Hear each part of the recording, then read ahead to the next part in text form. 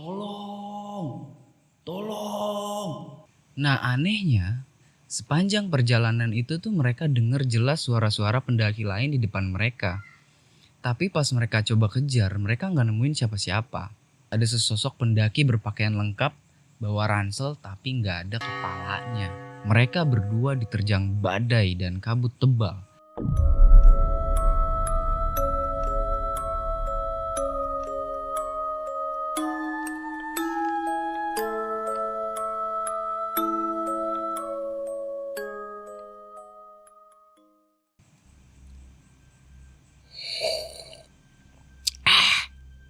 Assalamualaikum, halo Sobat Kolor, apa kabar? Semoga dalam keadaan sehat dan selalu diberi perlindungan dari wabah yang sedang melanda dunia saat ini. Gimana? Udah pada vaksin belum? Kalau belum yuk buruan daftar yuk.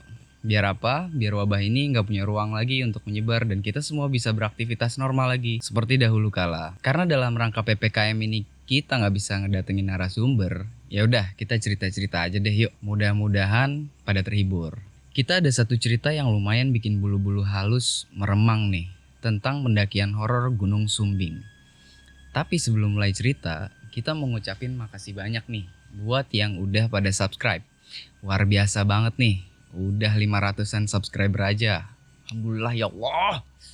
Semoga yang nonton video ini dilancarkan urusannya, yang like selalu diberikan kesehatan, dan yang komen makin banyak rezekinya, amin. Buat yang belum subscribe, coba deh dipencet tombol merahnya. Niscaya asupan horor kalian akan terus terjaga. Gak lupa juga kita ucapin terima kasih yang sebesar-besarnya buat para petualang pemberani yang udah baik banget ngizinin kita ngebawain ceritanya. Semoga kalian selalu diberikan keselamatan dan menemukan apa yang kalian cari dalam setiap petualangan yang kalian jalani. Udah siap? Pasang headset kalian. Saya Wills, host Anda, dan selamat datang di Kolor.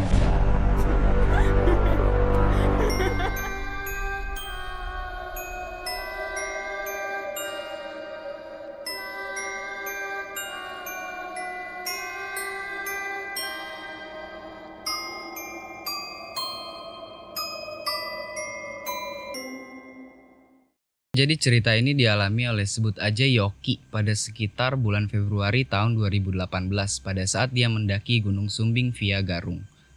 Si Yoki ini memilih jalur Garung atas saran dari teman-temannya yang pendaki juga. Nah, karena Gunung Sumbing ini adalah gunung tertinggi kedua se-Jawa Tengah, Yoki ngerasa harus persiapan fisik dan perlengkapan pendakian yang lengkap. Jadi seminggu sebelum berangkat, dia persiapan fisik dan rajin lari-lari supaya fisiknya tetap fit.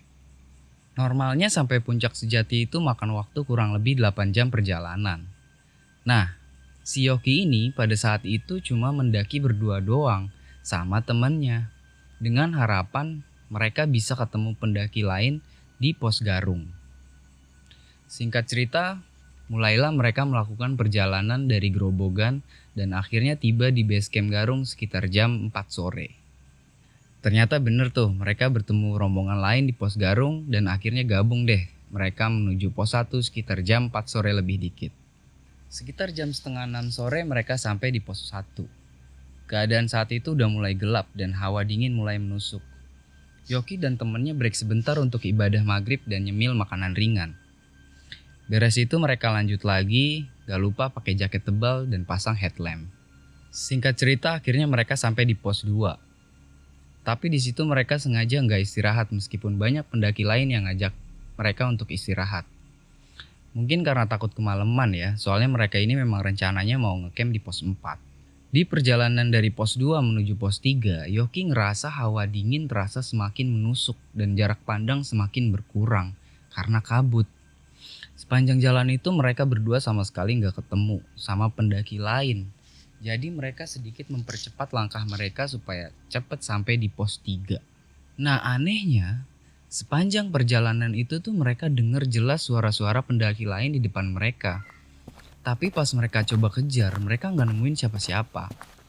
Dari belakang juga sama, terdengar rame suara langkah kaki pendaki lain. Tapi juga sama, mereka nggak ketemu dengan siapa-siapa pas ditungguin. Hawa dingin ditambah dengan suara burung gagak bikin bulu kuduk makin meringkak.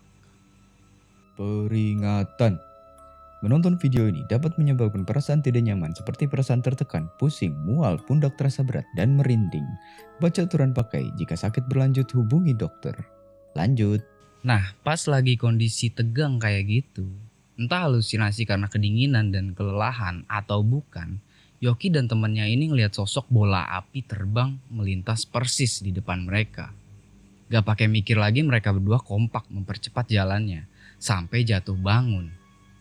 Alhasil senter temennya pun mati dan tinggal sisa senternya Yoki doang yang masih nyala. Akhirnya sekitar jam 9 malam mereka sampai di pos 3. Di situ mereka nggak bangun tenda karena mereka memang rencana camp di pos 4. Jadi di situ mereka cuma istirahat, makan dan sholat aja. Di situ udah rame pendaki, tenda-tenda udah pada berjejer rapi. Beres istirahat, sekitar jam setengah 10 malam mereka lanjut jalan lagi menuju pos 4. Perjalanan menuju pos 4 gak ada halangan-halangan yang berarti karena banyak teman-teman pendaki lain bersama mereka saat itu. Sekitar jam 11 kurang 15 malam akhirnya mereka sampai di pos 4. Sesampainya di pos 4 itu Yoki dan temennya segera mendirikan tenda dan memasak air.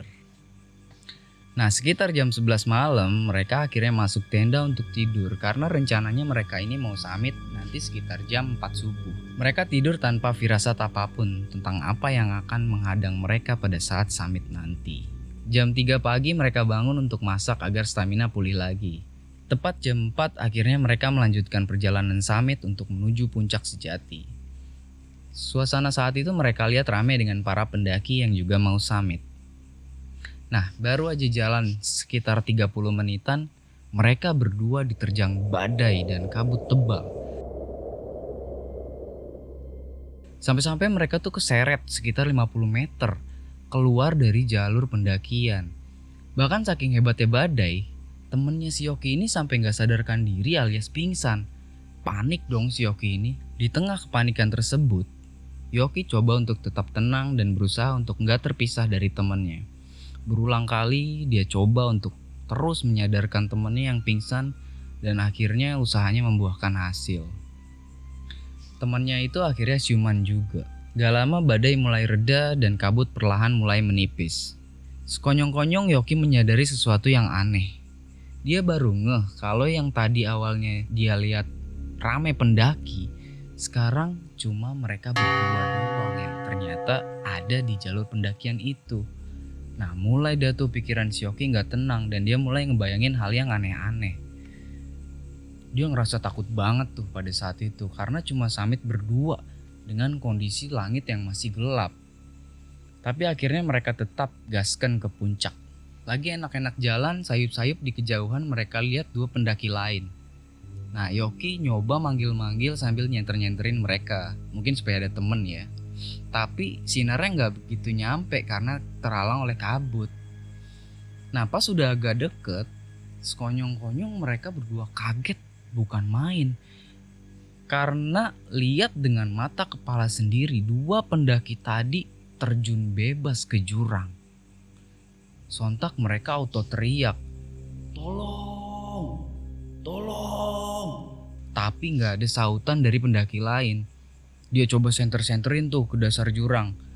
Dan kelihatan itu jurang dalam banget dan orang gak mungkin selamat kalau terjun ke situ. Rasa ketakutan dan shock Yoki dan temennya auto ngacir secepat mungkin sampai mereka terperosok ke semak-semak yang rimbun. Lagi kesulitan untuk nyoba bangun, Yoki ini samar-samar ngelihat kayak ada orang lagi berdiri di atas mereka. Akhirnya dia cobalah senter ke situ dan kelihatan jelas ada sesosok pendaki berpakaian lengkap, bawa ransel tapi nggak ada kepalanya, lagi ngeliat ke arah mereka. Merasa ketakutan banget sebisanya mereka baca doa yang mereka hafal. Gak tahu itu juga bacaannya bener apa enggak ya, namanya kondisi lagi tegang gitu kan. Setelah kejadian itu kira-kira 20 menitan, akhirnya mereka lihat rombongan pendaki dan mereka pun teriak meminta tolong. Nah, kali ini teriakan mereka disautin. Ternyata rombongan tersebut adalah rombongan pendaki dari UGM. Setelah mendapat pertolongan, mereka gabung sama rombongan UGM tersebut. Sekitar jam 5:30 pagi, akhirnya mereka beserta para pendaki UGM sampai di puncak sejati Gunung Sumbing. Mereka ngabisin waktu di puncak selama kurang lebih 2,5 jam. Sekitar jam 8 pagi mereka turun dari puncak sejati. Nah, pas turun ini mereka penasaran. Pingin lihat jurang yang pas tadi subuh mereka lihat ada 2 pendaki loncat ke situ. Tapi ya gitu, gak kelihatan bekas kayak ada orang jatuh. Berarti fix yang tadi subuh mereka lihat terjun ke situ tuh bukan orang. Singkat cerita, tibalah mereka di pos 4, kira-kira jam 9 pagi. Mereka langsung masak, makan, dan habis itu mereka langsung mulai packing untuk turun. Tepat jam 1 siang mereka sampai di pos pendakian Garung. Di sana mereka istirahat di salah satu warung makan penduduk. Nah, Yoki ini sempat cerita sama abah pemilik warung tentang kejadian yang mereka alami pas summit. Jadi ternyata kata pemilik warung itu bukan cuma mereka doang yang ngalamin hal tersebut. Banyak pendaki-pendaki lain yang juga pernah ngalamin hal yang serupa ternyata. Pemilik warung juga bilang dulu memang ada pendaki yang jasadnya ditemukan tanpa kepala karena dimakan binatang buas. Dan ada pula pendaki yang jatuh ke jurang. Sambil muringkak mendengar penjelasan pemilik warung, mereka berdua pun hanya bisa bengong sambil mengucap syukur di hati kecil mereka karena mereka berdua bisa kembali pulang dengan selamat. Nah, itu dia sobat kolor ceritanya. Terima kasih buat yang udah nonton video ini sampai habis. Like kalau suka videonya, dislike kalau nggak suka, pencet subscribe dan aktifkan notifikasinya untuk asupan-asupan horor berikutnya. Akhir kata, mohon maaf kalau ada salah-salah kata. Kang cerita undur diri. Sampai jumpa di koleksi horor selanjutnya.